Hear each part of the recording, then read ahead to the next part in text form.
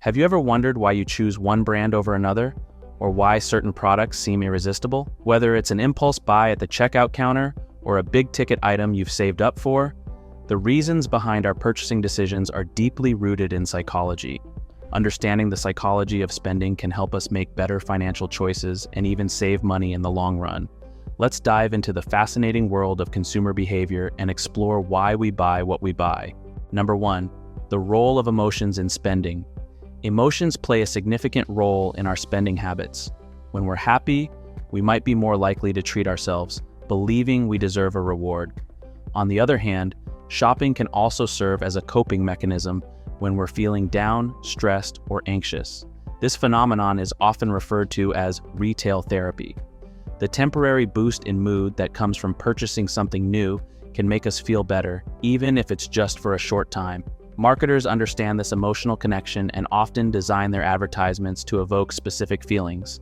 For example, a commercial showing a family enjoying a meal together might make you feel warm and nostalgic, leading you to associate those positive feelings with the product being advertised.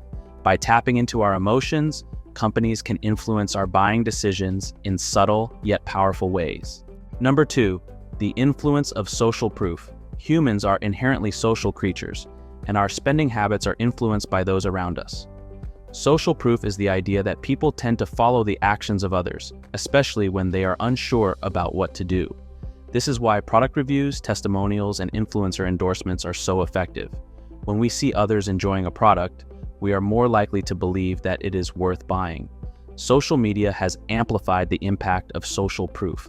Platforms like Instagram and YouTube are filled with influencers showcasing the latest trends and products. Seeing someone we admire use a particular item can create a desire to own it ourselves, even if we don't necessarily need it. This fear of missing out, FOMO, can drive us to make purchases we might otherwise skip. Number 3, the power of branding. Branding is more than just a logo or a catchy slogan. It's about creating an identity that resonates with consumers. Successful brands have a strong, consistent message that appeals to their target audience. This connection can be so powerful that people remain loyal to a brand even when there are cheaper or better alternatives available. Think about popular brands like Apple or Nike. These companies have built a reputation for quality and innovation, and their products often come with a premium price tag. Yet, many consumers are willing to pay extra because they trust the brand and want to be associated with its image. Branding creates a sense of belonging and identity, which can heavily influence our purchasing decisions. Number 4, the scarcity principle. The scarcity principle is a psychological phenomenon where people place a higher value on items that are perceived to be limited in availability. This principle is often used in marketing strategies to create a sense of urgency. Phrases like limited time offer or only a few left in stock can trigger a fear of missing out, prompting us to buy now rather than later.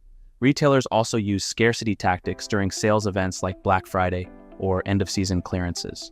The pressure to take advantage of these deals before they're gone can lead to impulsive buying, even for items we don't really need.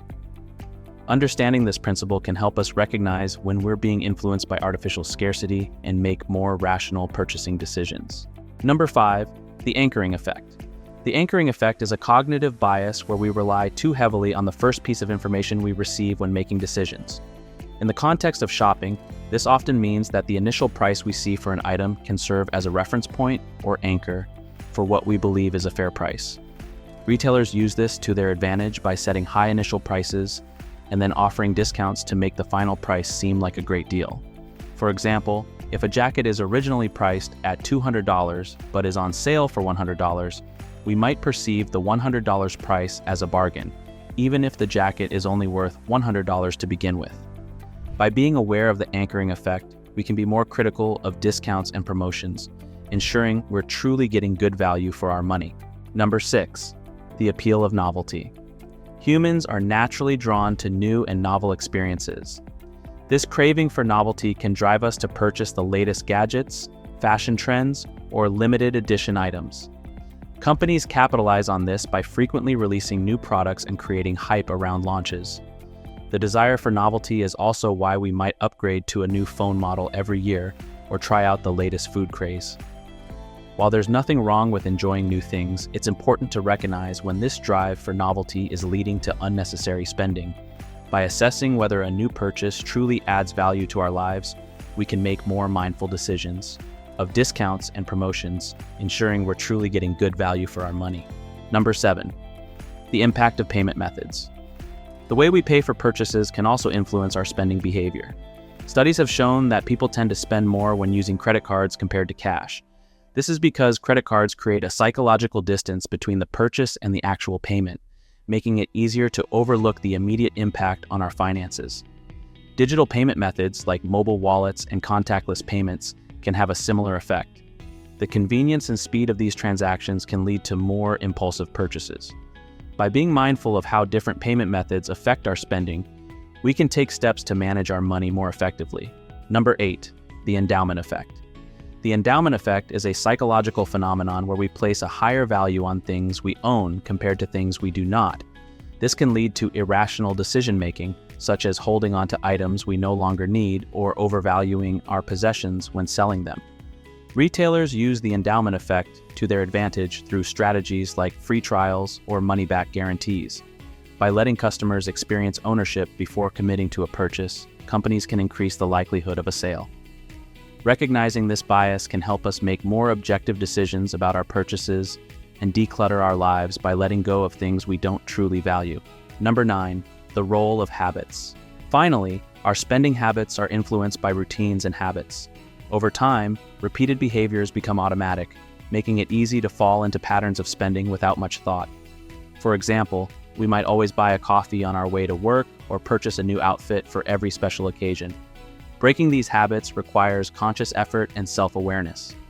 By identifying our spending patterns and understanding the triggers behind them, we can develop healthier financial habits. This might involve setting budgets, planning purchases in advance, or finding alternative ways to fulfill the needs that drive our spending. Number 10, additional factors influencing spending. There are other subtle factors that affect our purchasing decisions. For example, the atmosphere of a store, including its lighting, music, and even scents, can influence how long we stay and how much we buy. Stores often use these elements to create a pleasant shopping experience that encourages spending. Moreover, the layout of a store or a website can guide us towards certain products, making us more likely to purchase them. Salespeople and customer service also play a critical role.